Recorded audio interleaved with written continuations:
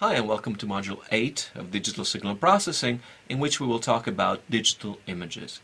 Now, digital images are everywhere, so in this module we will learn to deal with them as signals and to perform processing on them. The big novelty with respect to what we've seen so far is that images live in discrete space, not discrete time. So we're all familiar with the term pixel, which indicates the unit sample for an image. And pixels are indexed by two coordinates instead of one, usually the horizontal coordinate and the vertical coordinate. So an image is actually a multidimensional signal, and when we do image processing, we're doing multidimensional image processing. However, images are not just any two-dimensional signal. They are a signal which makes sense to a very specific type of receiver, namely the human visual system. So there is a lot of semantics going on in images that gets in the way of a purely mathematical description of what's going on. For instance, Fourier analysis in the case of image processing is much less enlightening than in the 1D case. If you remember, one of the advantages of the Fourier transform is that it allows us to visually appreciate what goes on in a signal over time, whether the energy is in the high frequency band or low frequency band, whether the signal is harmonic or not. Well, images are already visual entities, so the Fourier transform doesn't add much in terms of visual appreciation. Fourier analysis, however, plays a crucial role in image compression. You will have noticed that if you store the images from your camera on your hard drive in RAW format, they take up a lot of space. Now, the idea is that by exploiting the way the human visual system works, we can actually discard a lot of information from an image without losing too much quality. This is the philosophy behind the JPEG compression scheme, and we will spend 2 modules analyzing the way this works. But let's start first things first. We will define the concept of a two-dimensional signal. We will then introduce in module 8.2 a new class of transformation that can be applied to two-dimensional signals, namely affine transforms. In module 8.3, we will look at the Fourier basis for the space of finite size images, and in module 8.4, we will look at filtering operations applied to images. And finally, we will look at JPEG image compression. Hi, and welcome to module 8.1 on image processing. In this module, we will look at images as a particular class of multidimensional digital signals. We will look at different ways to represent these two-dimensional signals, and we will explore some basic instances of images and operators that we can apply to them. Before we start, let's make the acquaintance of this cute little dog. We decided to boost the ratings of our class by using the picture of a puppy for all the image examples that we will use in the following. But even behind a puppy, there's a hard mathematical reality, and so digital images can be expressed as a two-dimensional signal x of n1 and n2, where n1 and n2 are integer numbers, integer indices, and each combination of n1 and n2 indicates a point on a grid. We know already from everyday life that we call these points pixels as picture elements. Usually the grid is regularly spaced, so we have a regular arrangement of points on the grid, and the value of the signal at coordinates n1 and n2 refers to the pixel's appearance. Now, what do we mean by that? Take, for instance, a grayscale image, a black and white picture. In digital format, we can encode the appearance of each pixel in the image by associating the grayscale level to a scalar value. The appearance will vary between a lowest value, which we associate to black, to a highest possible value, which we associate to white, and all gray levels in between. For color images, we need something a little bit more complicated. We need to use the concept of a color space. Now, the theory of color spaces is a very fascinating subject, but it's way too complicated for even a cursory introduction here. So we will just rely on your everyday experience. You're all familiar with the RGB color model, for instance, which is used in monitors for your computer. The RGB coding associates to each color pixel 3 scalar values, R, G, and B, which represent the amount of red, green, and blue that we need to mix up to obtain the desired color. It's a fascinating fact about the human visual system that we can actually represent such a wide array of colors using just 3 components.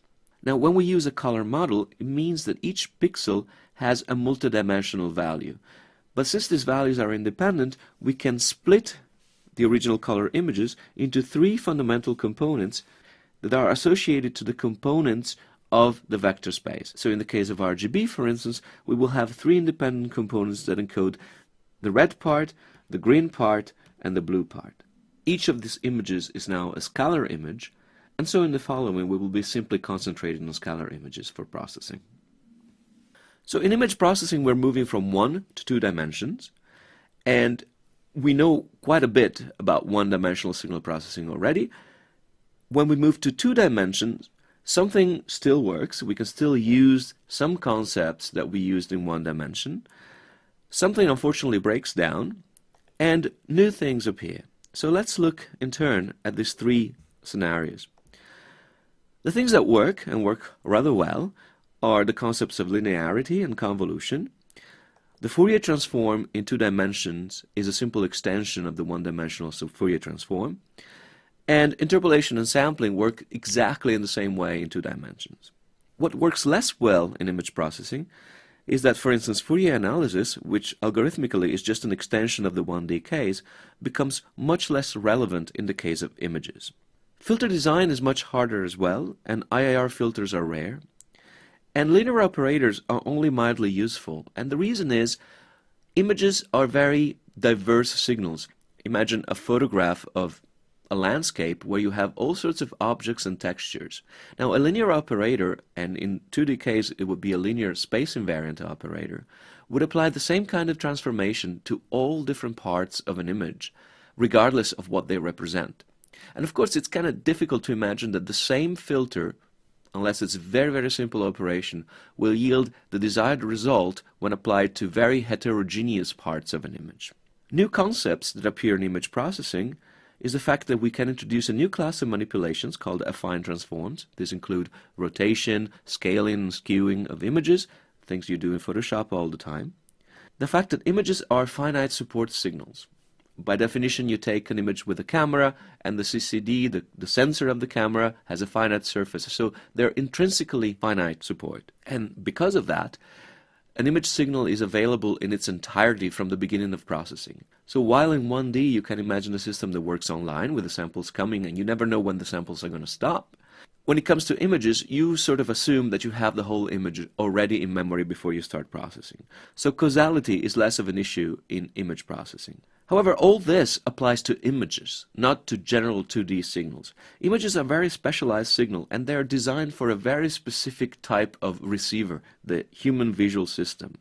So images are a very small subset of 2D signals, and a subset that is imbued with semantics. Now, semantics are very, very hard to deal with in our linear space invariant paradigm. Let's now look in more detail at the extension of our digital signal processing paradigm to 2 dimensions. So a discrete space signal is a signal that we indicate with this notation, x of n1 and n2. n1 and n2 are 2 discrete valued indices. The signal could be complex valued, but of course in the case of images, scalar images, the values are going to be real. So how do we represent this 2D signal? Well, from a standard mathematical point of view, we could represent it with a Cartesian plot where we have one axis that indicates the first index, the second axis indicates the second index, and the value of the signal is represented as a third coordinate. So we have a 3D plot where the scalar values form a 3D surface. Sometimes, especially in conjunction with the description of filters, we are interested in what we call the support representation of a 2D signal. In this representation, we take a bird's eye view of the signal, and we only represent the non-zero values of the signal as dots in a 2-dimensional plane. Since the height of the pixels, namely their scalar value, cannot be inferred just by the dot representation, we often write the value of the signal at a particular location next to the dot. So this plot, for instance, represents the 2-dimensional delta signal, which is a signal which is 0 everywhere except in the origin where it is 1. And so you have just one red dot here at the origin with value 1. Of course, the most common representation for a 2D signal, which is also an image, is the image representation. In this case, we exploit the dynamic range of the medium. In this case, we have a computer monitor, and we know that each pixel can be driven to represent a different shade of gray. And since the pixel values are packed very closely together in space, here for instance we have 512 by 512 pixel values, the density will be high, and the eye will create the illusion of a continuous image.